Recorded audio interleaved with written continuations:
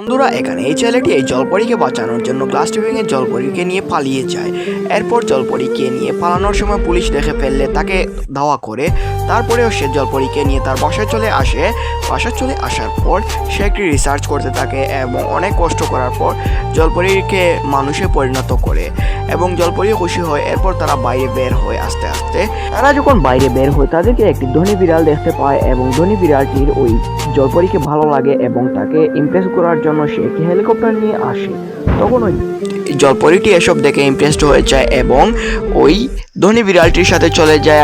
আর অন্যদিকে এই গরিব বিড়ালটি কান্না করতে থাকে। আর এভাবে ধনী বিড়ালটি জলপরীকে নিয়ে পালিয়ে যায়।